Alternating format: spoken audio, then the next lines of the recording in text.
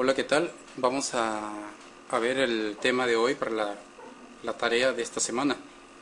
El tema es la determinación de clases para datos agrupados.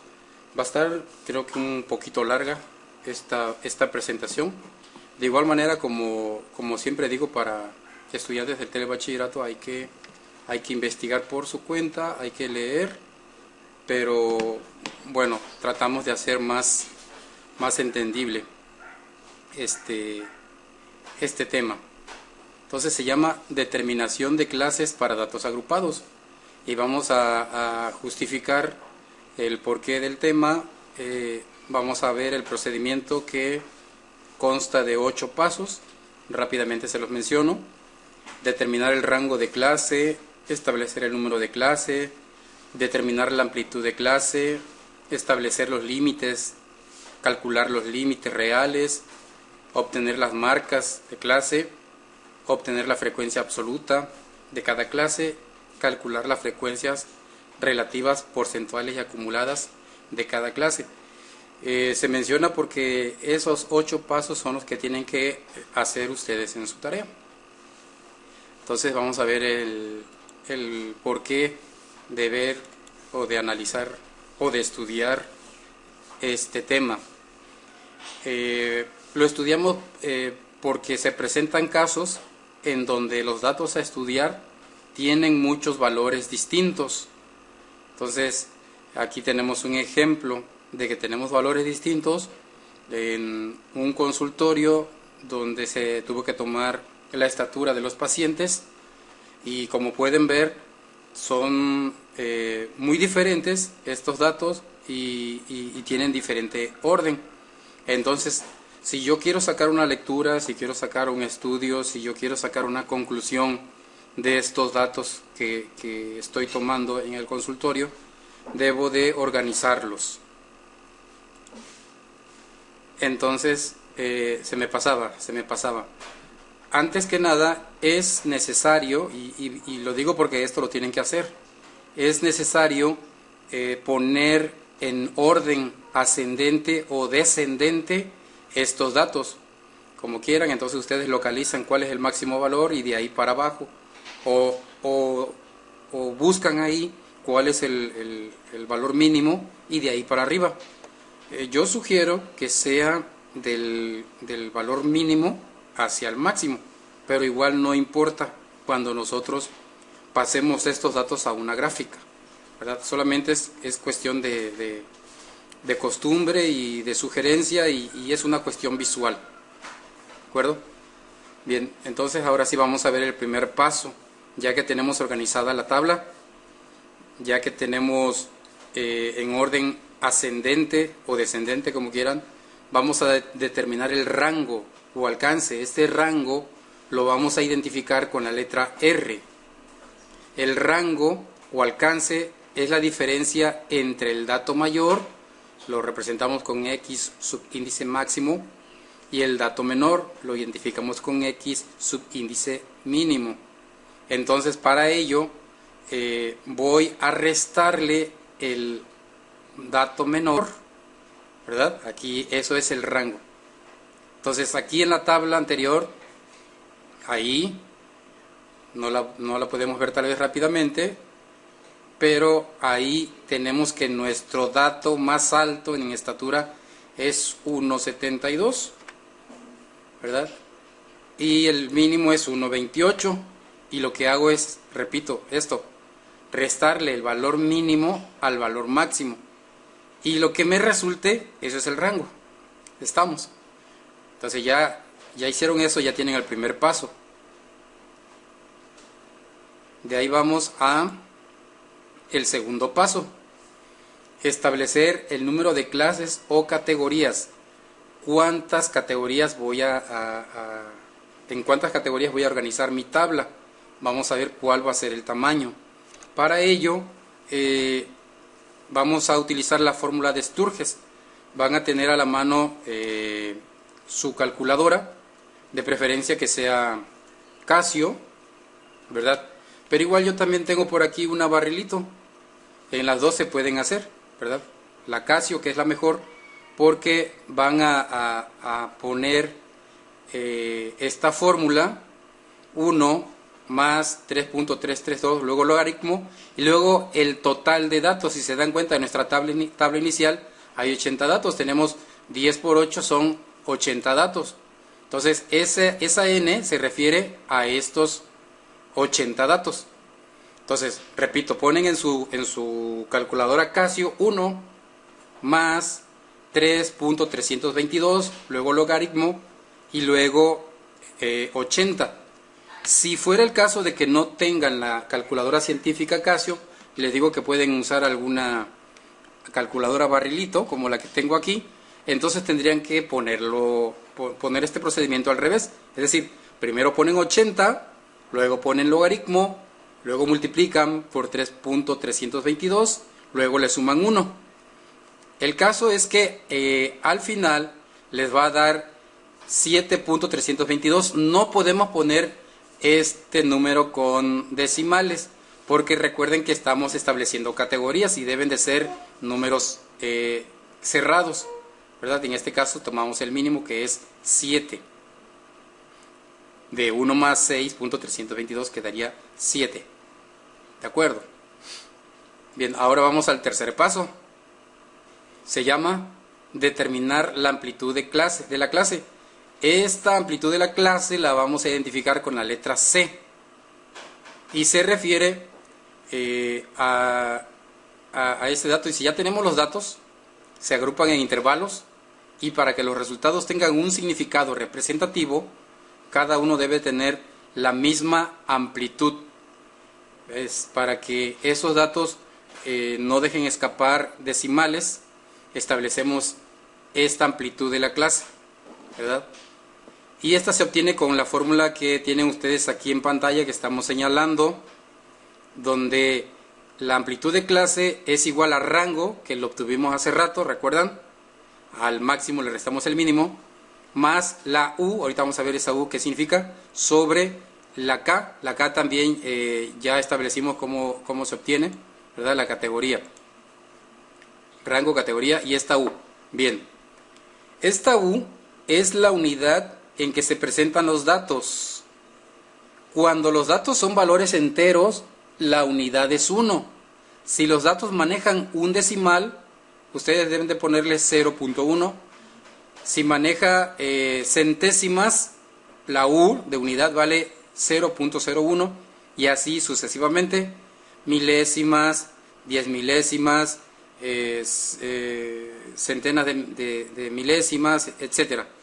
Entonces van recorriendo ese punto, ese 1 lo van recorriendo hacia la derecha, dependiendo de si es décima, centésima, milésima o 10 milésima. Entonces aquí tenemos un ejemplo, ya tenemos por ahí 0.44, que era el rango que obtuvimos hace rato, tenemos 7, que es la categoría que establecimos hace rato también, y le vamos a sumar al término de arriba, le vamos a sumar 0.01, por la razón que decíamos, ¿no? ¿Cuál es el valor de la unidad? Porque manejamos valores en que hay décimas, y en este caso centésimas. Como hay centésimas es 0.01. Realizamos la operación.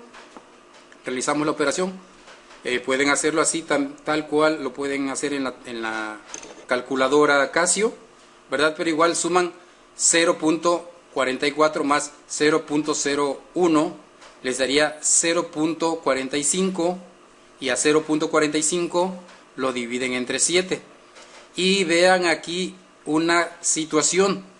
Aquí ustedes podrían decir, es que estamos redondeando indebidamente, porque a la derecha no hay un número mayor de 5.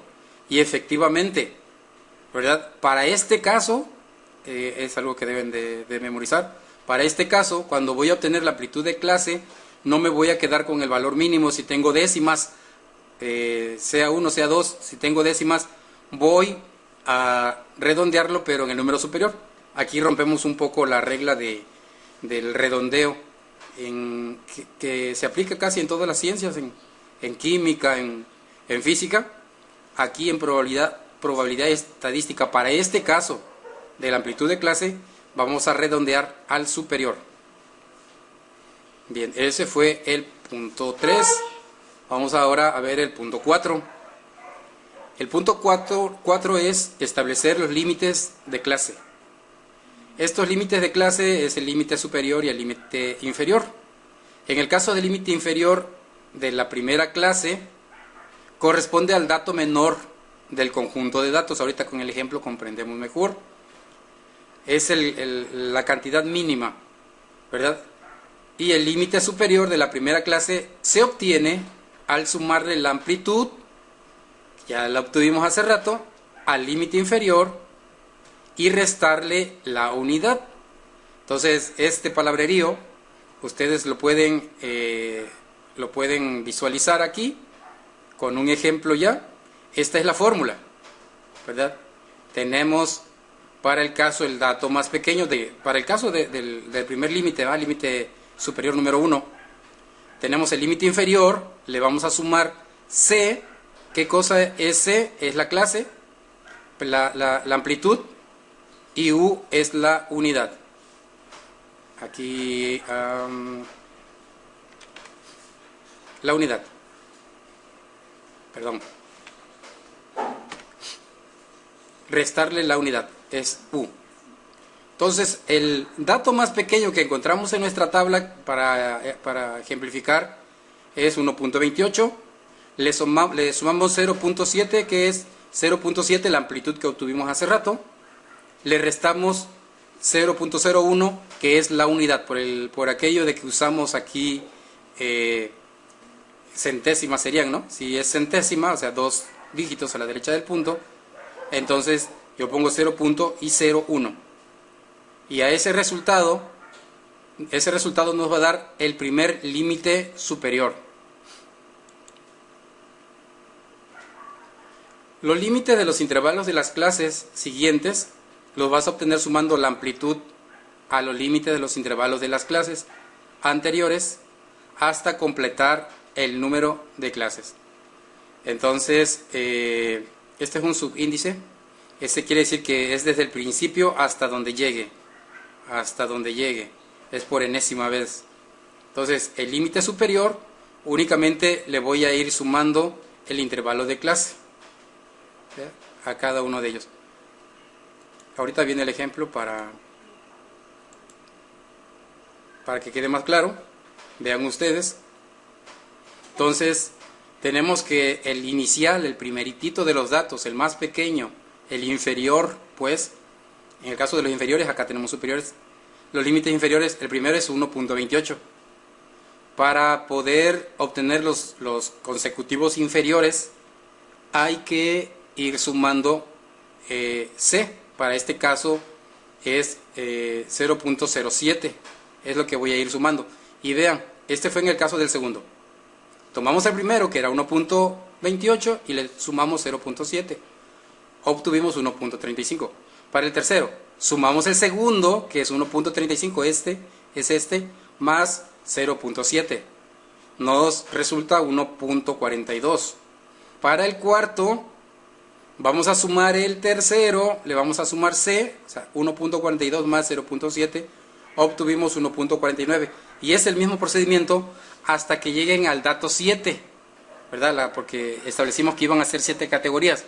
Entonces, hasta el límite inferior 7. Para el caso de los límites superiores, aplicamos la fórmula vista hace rato, donde para el primer superior le vamos a sumar el inferior más clase más la unidad, ¿verdad? La unidad, que es 0.01, y este nos va a dar el primer superior, ¿de acuerdo? Y posteriormente nada más hay que ir sumando 0.7. Hay que ir sumando 0.7 hasta llegar al límite superior 7. Noten algo, por favor, para el límite superior, solamente en el primer superior, en el primero que vamos a poner en la tabla, se va a restar la U. Solamente en el primero. ¿De acuerdo? Estos están de más.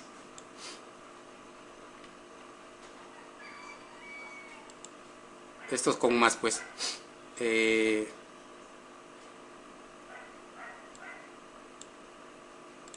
bueno, ya posterior, ahorita lo vemos en la tabla, pero ahí omítanlo, aquí no se resta ni se suma la U para los datos sucesivos, lo vamos a ver en la tabla. Vean ustedes, este es el inferior, este es el obtenido después de la prueba, y nótese que se le va sumando 0.07 se van sumando, de acuerdo a nuestras fórmulas, hasta llegar a la clase 7, que fue la que establecimos desde el principio.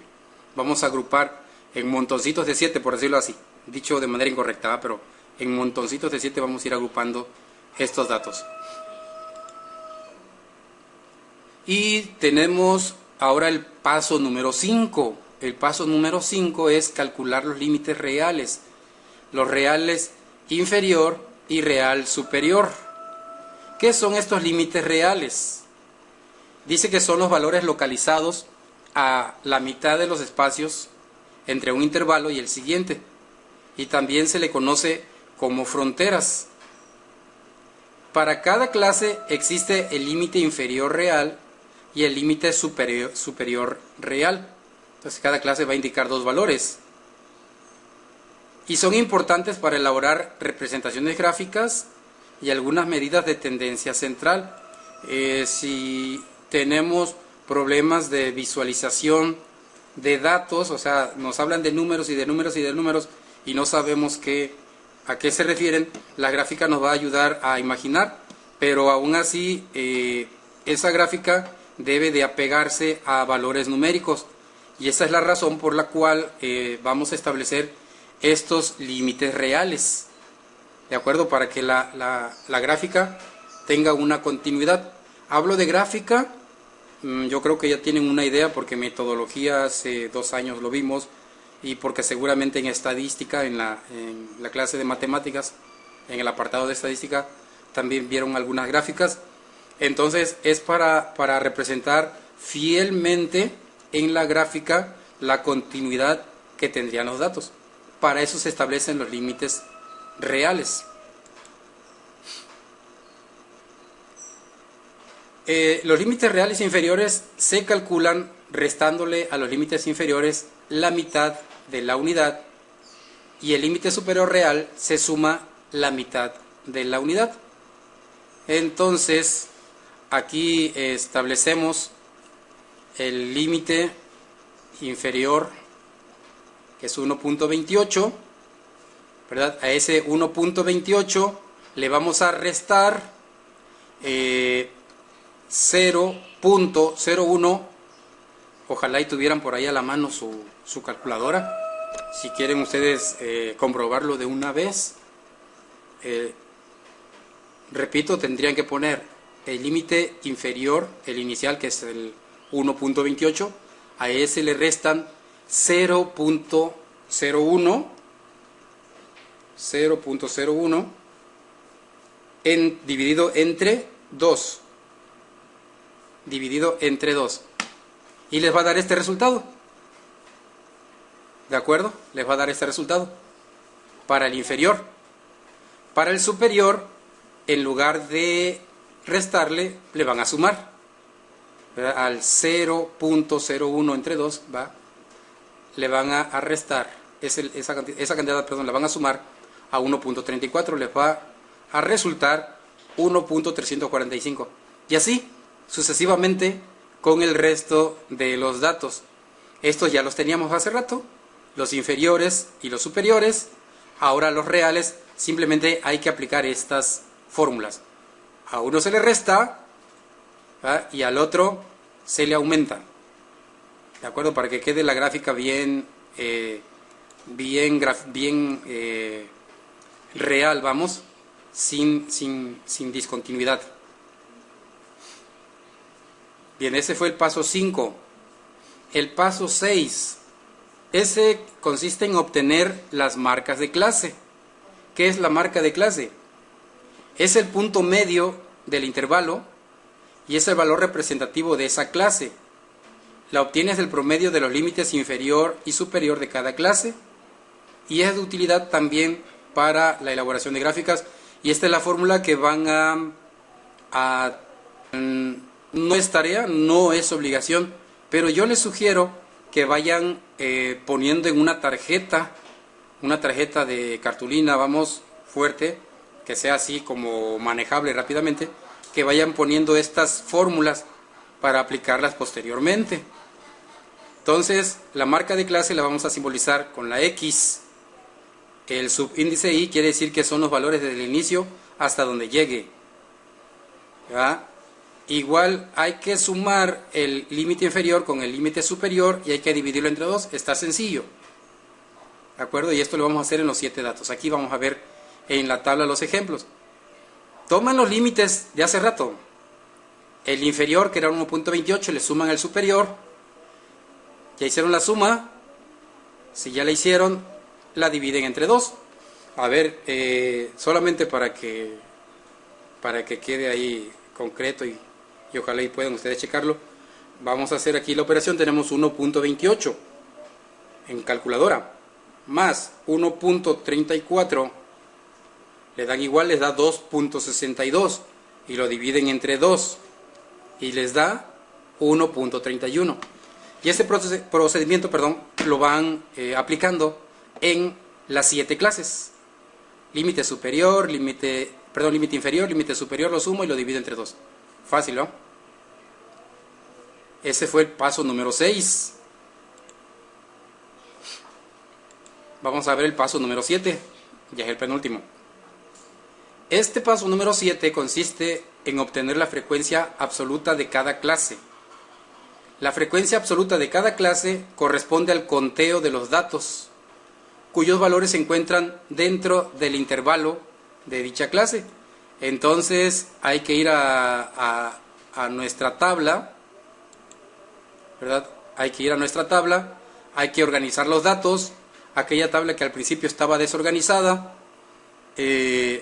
me va a indicar para el caso la frecuencia absoluta y ahí voy a checar cuántos se ubican entre 1.28 y 1.34. Hice el conteo de esa primera tabla, ¿se acuerdan? La primera tabla que vimos que estaba toda en desorden, de esta, ¿verdad? Ya la checamos y ya vimos, ya la organizamos y ya nos dimos cuenta de esta situación.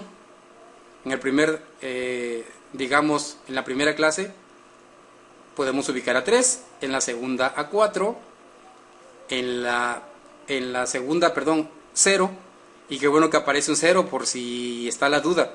Oiga, ¿se puede quedar alguna de las clases con frecuencia absoluta con 0? Pues sí, aquí tenemos el ejemplo, ¿verdad? Puede ser que algún dato no se incluya.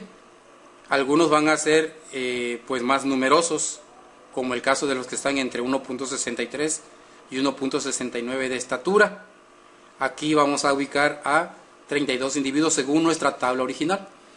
Y como pueden darse cuenta, cuando ustedes hacen la suma de esta frecuencia absoluta, hacen la suma de cada uno de los datos, al final debe de corresponder al total de conteo que hicimos en nuestra tabla original.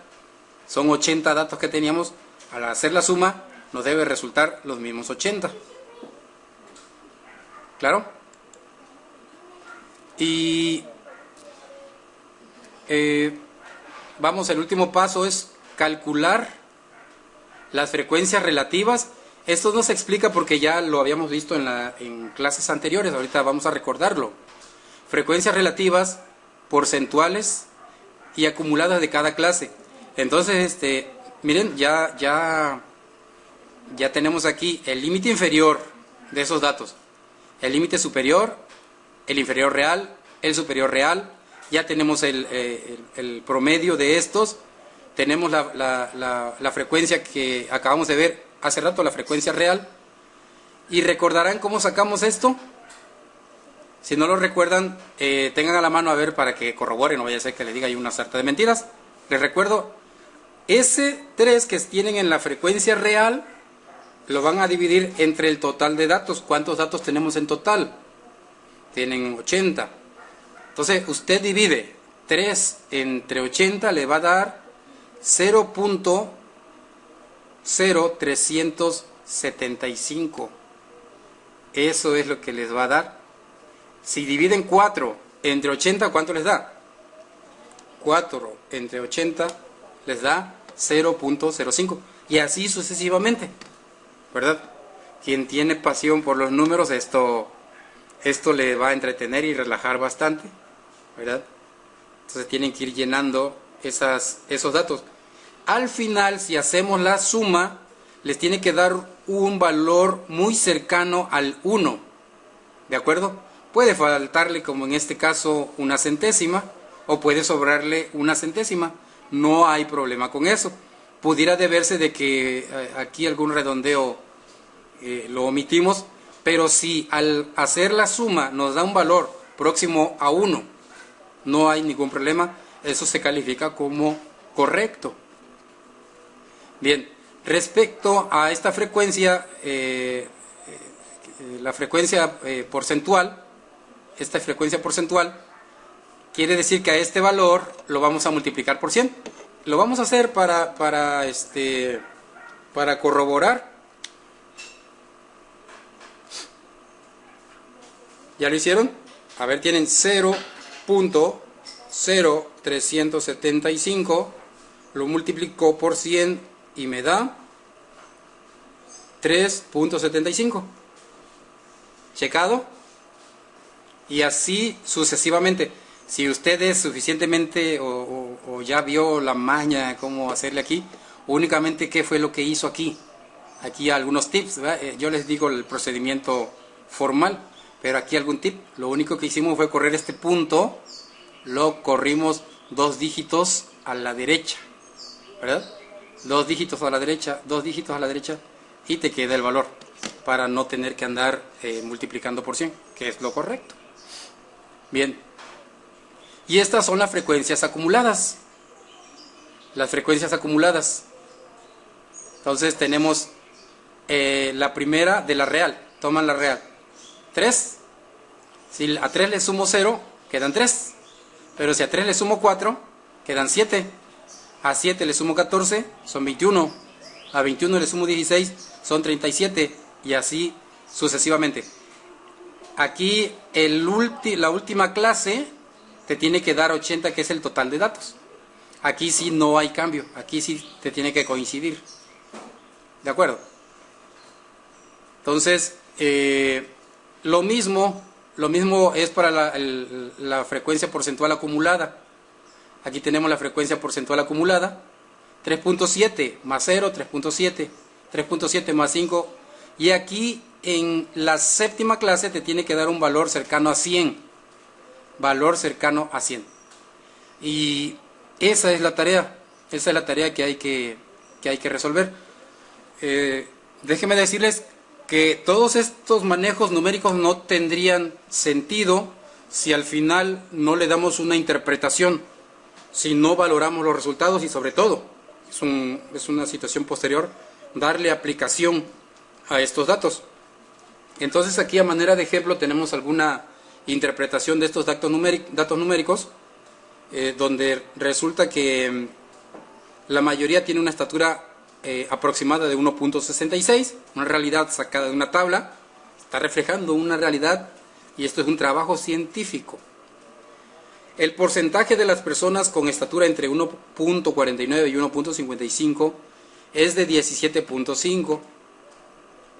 El 46.2% de las personas tienen una estatura por debajo de 1.63 y datos como esos los podemos